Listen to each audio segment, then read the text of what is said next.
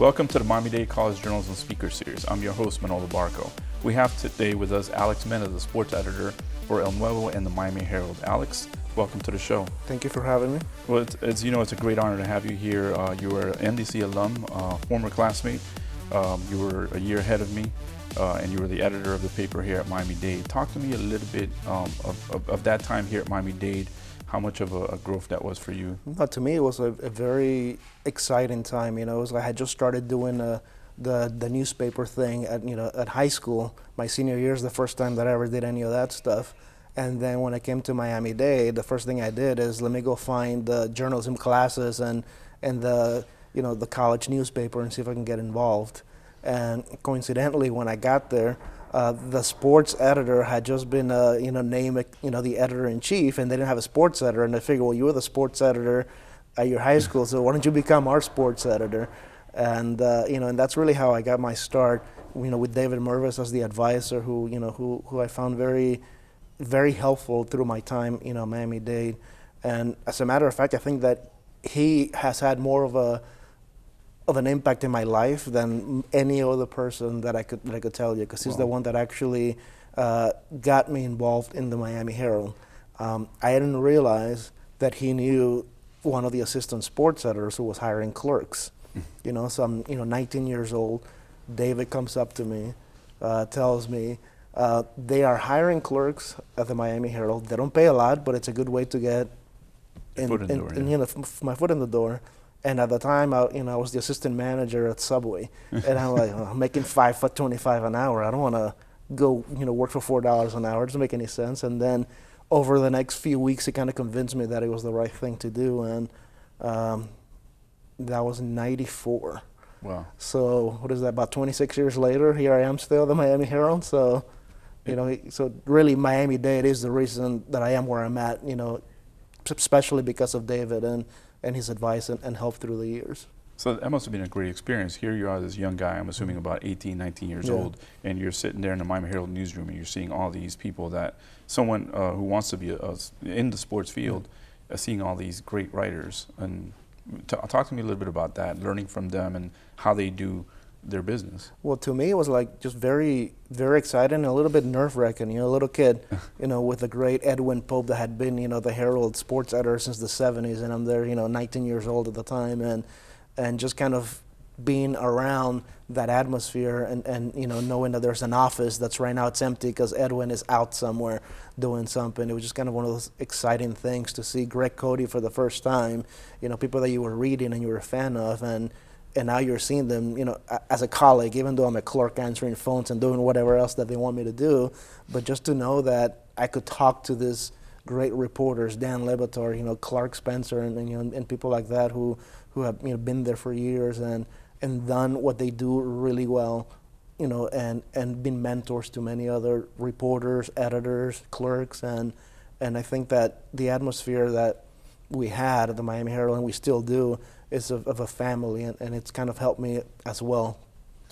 That's fantastic. One of the things that's always struck me about you was your work ethic. I remember being a younger, like I said, I was maybe a year behind you, and I would see like this guy works really hard.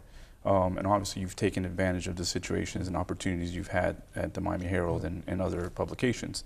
Talk to me a little bit about the diversity or the variety of things, because you've done a lot of different things, right? I've done a lot of, actually, while I was, getting my degree, once I got my AA from Miami-Dade College and I went to FIU, that kind of opened up a little more opportunities of making money because I could become a substitute teacher for the county. So in a crazy way, at one point in my life, I was working at nights at the Miami Herald, full time as a clerk, 40 hours a week. And then I was the editor-in-chief at the Beacon at FIU. On off days, I was substitute teaching. Wow. So I was there was no free time for me to do anything. It was just kind of go, go, go. And I think that kind of opened my eyes to a lot of different things around the world, and not just kind of sports or news, but just kind of struggles that people go through, through their lives.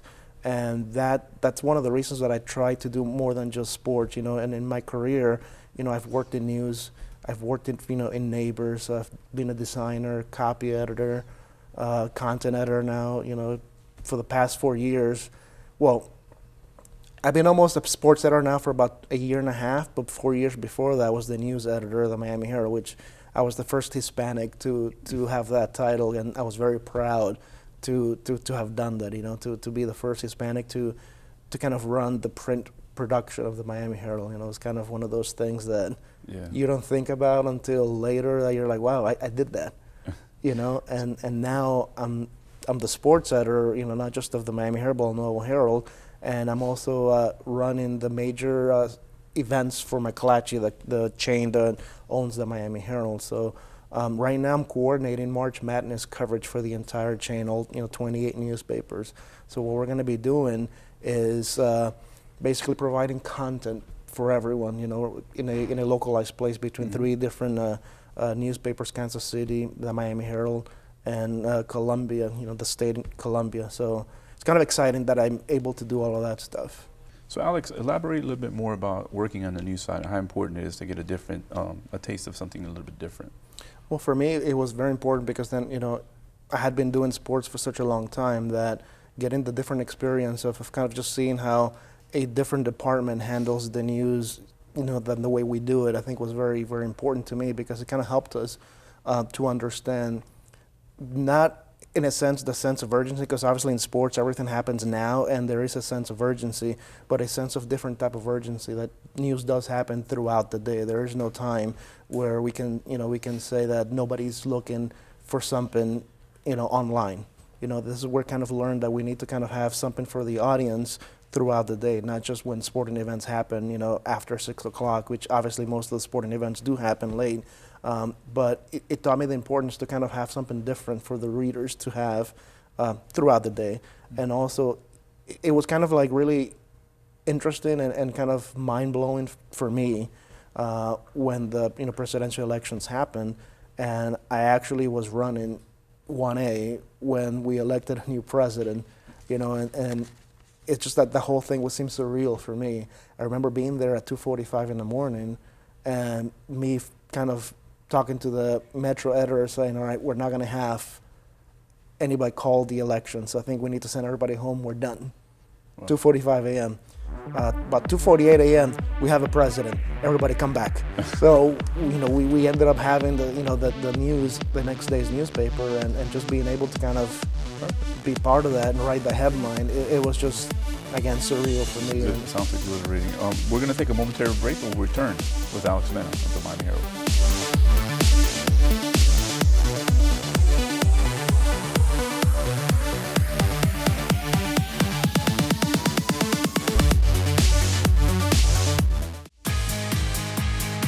Start your story at MDC. Be analytical. Be imaginative. Be a rising star. Be bold. Be connected. Be the solution. Be ready. What's your story? Be the best. Be you. Be MDC.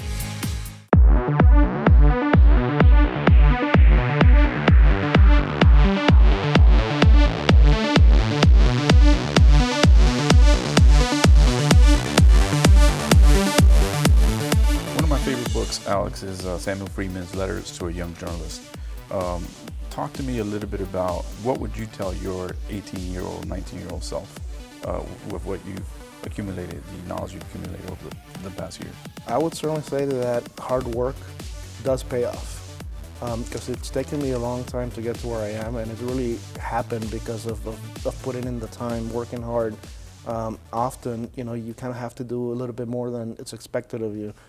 Certainly, I felt that way, as an immigrant coming here and having to learn a second language, and being able to understand was kind of like difficult for me. I had to like self-teach myself the certain things that you learn when you're here in second or third grade. I didn't come here till I was in fifth grade, so there were a lot of things I missed out, and I would say that never give up, because if certainly I could do it, anyone can. It's just a matter of working hard and listening to the right people and taking the right opportunities and not missing out on your chances to do the right thing. Like, just because you're comfortable at a certain time in your life you shouldn't take an opportunity. As I mentioned earlier, I didn't want to be a clerk at the Miami Herald, but it was a great opportunity that if I had just decided to stay in the comfort level where I was, I don't think I would ever reach, the point where I'm at right now. So I'm sure the Herald is happy that you were in the Herald management, not the Subway management. yes. So I think that's a good choice. Talk to me a little bit about, you mentioned this a little bit about mentors. Who have been some of your mentors in your career, and what is the best advice that you can remember being given?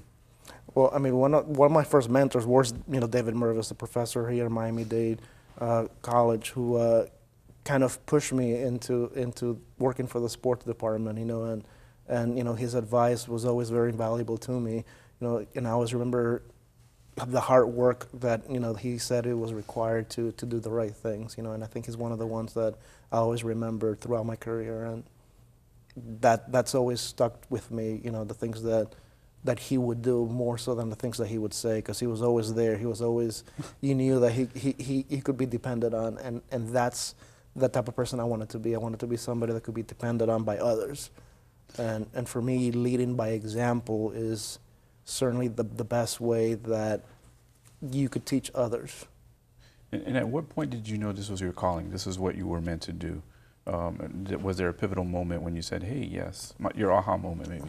Well, I guess my aha moment was kind of a weird type of thing. It was sort of, school is in the way of me doing more of the Miami Herald, so I need to switch my degree to something that I think will help me spend more time at work. So I switched from journalism to political science at FIU. Actually, even before I left Miami-Dade, I had switched to political science, and I think within a year and a half of being at Miami-Dade, I kind of realized that I really, really loved working, for newspaper industry now, really in media, online and newspaper. And I think that was the moment where I realized I want to do this, when I coincidentally switched, my field from journalism to political science, when I realized I wanted to be a journalist, if that makes any sense. That's all relative. Talk to us a little bit about newsrooms. So a lot of newsrooms are downsizing. Industry is in turmoil. But what would you tell to someone who's a young person that is interested, who's studying journalism or is interested in a career in the field, to hang in there? I would say definitely hang in there, because as newsrooms are shrinking in some ways, we're expanding in other ways, because our reach right now, is far greater than it has ever been. Even in the heydays of the newspaper industry, we were not reaching as many people as we are right now. Right now, every month, we're more than 7 million people are reading our stories, at the Miami Herald. And at the heyday, if you had like 500,000 subscribers, that was it.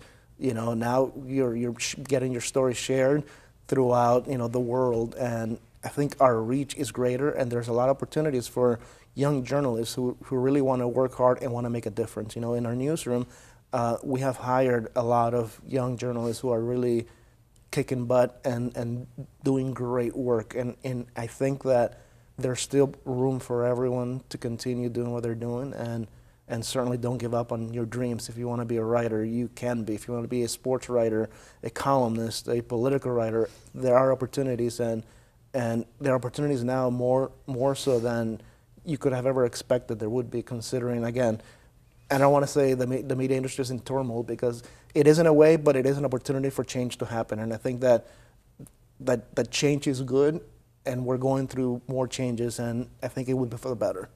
So when you were an 18, 19-year-old kid roaming the halls in 1000 building here at Miami-Dade College, going with David Mervis to I think the printer was in downtown, right?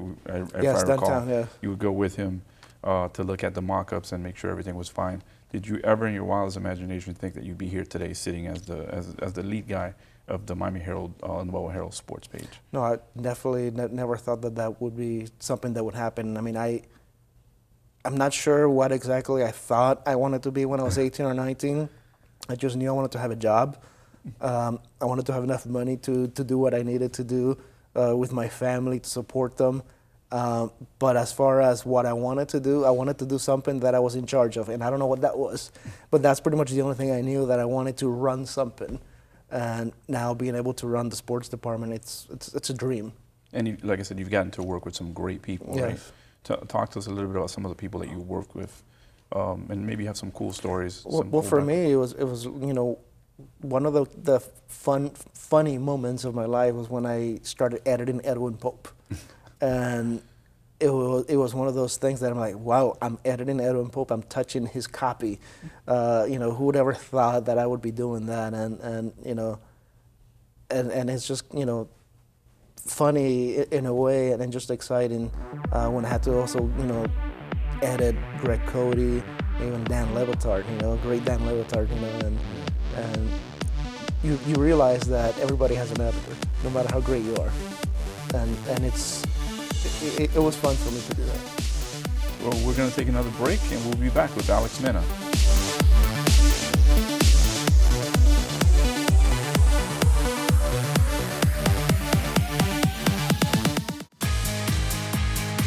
Start your story at MDC. Be analytical. Be imaginative. Be a rising star.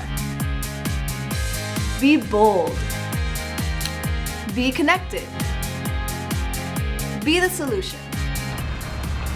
Be ready. What's your story? Be the best. Be you. Be MDC.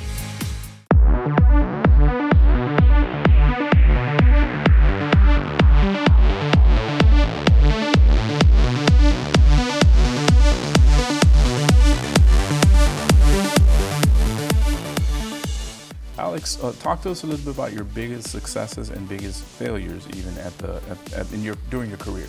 And what did you learn from those? Because everyone learns. Everyone always likes to point, these are the great things that I've done. But I think you learn a lot, probably more from your failures. Not necessarily failures, but things that you don't maybe reach the pinnacle that we expect. Well, to me, one of the biggest successes that I had was when I had to, when I ran the Super Bowl coverage for the Miami Herald for the 2010 Super Bowl in Miami. It's the first time I ever did that, and it was one of the most terrifying things I had to deal with. I had 30 reporters, at the stadium. I forgot what it was called then. It's changed a few times its name. Yeah. And I remember while I was trying to figure out where everybody was sitting, and normally because it's the Super Bowl, it's not like like it is when they're just playing regular games. We're in the press box because there's so much media. A lot of the reporters had to see where fans would normally sit. So they set up areas there for Wi-Fi in 2010, which was not as reliable as it is now. And I remember that halfway through the first quarter, I realized that of the 30 reporters we had there, 27 did not have Wi-Fi. So they had no ability to follow their stories when the game would be over. And for the next 2 quarters, including halftime, I was dealing with the techs, running frantically, can we get this fixed, can we get this fixed, can we get this fixed? And they finally fixed it. And toward the end of the third quarter, I didn't know who was winning. And they asked me, how did you like the halftime show? I don't remember who was in the halftime show because I was too busy dealing with the other stuff that you don't think is part of being a journalist, which is making sure that the little things are working, which is technology. Being able to run that to me was very, very exciting, very, very rewarding when it all actually worked out in the end.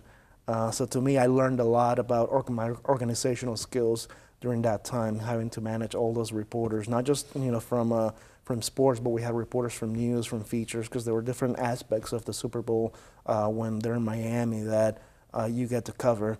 Obviously, the Super Bowl's coming back to Miami next year, about 10 years after the first one I led. So it's a kind of a interesting circle that I'm going through. The last time I was the deputy sports editor, now I'll be the sports editor, so certainly it's a little bit of a difference. One of my biggest mistakes I ever did when I was a clerk, I ran the wrong day's horse results.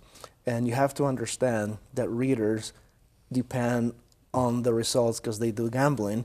And if they throw away their tickets because they have the wrong information, they are not going to be happy. Wow. I actually thought I was going to get fired the next day. Certainly now it seems that it wasn't as big of a deal as it is because in the media industry, you mess up one day, but tomorrow you have another chance to make up for it and forget about your mistakes. And I think that's the biggest thing that you have to learn, that every day there's a new opportunity to fix something that was done wrong or to do it right. Not think about what mistakes you've done in the past, but what can you do better the next day. This was before the whole social media craze. So, Before. So Yeah. let's go in a little bit into that as far as like managing social media and having reporters who are now on social media, who are on all the different platforms. How difficult is that to make sure that people don't have their opinion, but also it's a great avenue to kind of reach your readers? No, it certainly is. I mean, you kind of expect all your reporters to be involved, in Twitter and engaging the readers. People ask questions, you have to be involved, but you have to also have a sense of respect toward the readers, toward the people who are engaging with you. You can't just kind of say whatever you want because, again, we're professionals. So it's difficult because you have to kind of watch what everybody's doing, and some reporters are more prolific than others, and it does take a lot of your day to kind of be able to follow what they're all doing, and it is a lot. And you have to also follow what the competition is doing to make sure that they're not beating you on the story. So the thing about social media is that it really makes it easier for you not to get beat as often, because once you find out that they have a story, then you have the opportunity to just kind of react to it and fix it. In the old days, you only found out when you saw the newspaper the next day, and that was too late. Now you have the opportunity with social media to get the thing right the very same day and have the news every day correct, if you can, and you can make corrections too, because when you have the story out, people read it immediately, and that's one of the biggest benefits of social media. You can correct mistakes much quicker. That's fantastic. Talk to me a little bit about the evolution of the business. Where do you see the business going in the next couple of years, or even maybe 10, 20 years down the road? Well, I mean, I'm hopeful and feel excited about the changes that might be coming. Because I think the way that the readers are consuming news is very important, and we have to kind of continue providing them the news in a way that makes sense, whether it's on an iPhone, whether it's on a tablet, on a computer, because now people are reading in all kinds of different ways, and you have to find technology that will feed the reader no matter where it is that they're finding their news. It could be on a random phone app that tells you, hey, there's an alert because you're interested in some certain news. So that's what we need to work on to find out how to reach more of an audience than what we have now. There's just so much content out there. I'm a big fan of the Cincinnati sports teams. So I follow the Cincinnati Enquirer. I follow the Bengals, Reds, and Enquirer has a great. They do great. They do a lot of videos. They do podcasts. They have their stories and that kind of stuff. So talk to me a little bit about the Herald and what they're doing to kind of reach their readers a little bit more. I mean, we're also doing podcasts. We're doing mailbacks, what we call them, where readers kind of send in questions to our reporters, and then you can kind of answer them as much as you can. Sometimes I'll have a reporter go on Twitter and say, all right, for the next 10 minutes, ask me whatever you want and I'll answer you. And that's how we're reaching, readers, because they want to know that their questions matter to us, and I think it's important. That's the engagement part of it that is very important to maintain the readership and to have a big following. We do podcasts, we've done Facebook Lives when it's necessary, depending on what the events are. So we're doing all the things that readers are telling us they want us to do, and try to do as much of it as possible. So for a young person, that's something to take away, that there are so many other skills that are involved now. Back in the old days, it would just be you sit down, you get your information, you sit down, you write it, and it's out. And you don't see it, like you said, until the next day. And now, you have to be able to be a photographer, videographer, and reporter all in one. Like phones make it so much easier now for you to, you can't go back to the office and say, well, you didn't take a photo, you didn't take a video, because we all have capabilities no matter what kind of phone you have now. And that's kind of the neat thing about it, and also it's catch-22. Well, Alex, again, thank you for being on the show. We appreciate you having you here today, and I'm sure we'll see you soon. To our viewers, thank you again for tuning in, and we'll be back pretty soon with our next episode. To follow any Alex's work, you can go to MiamiHerald.com, and you can read the extensive coverage that they have there.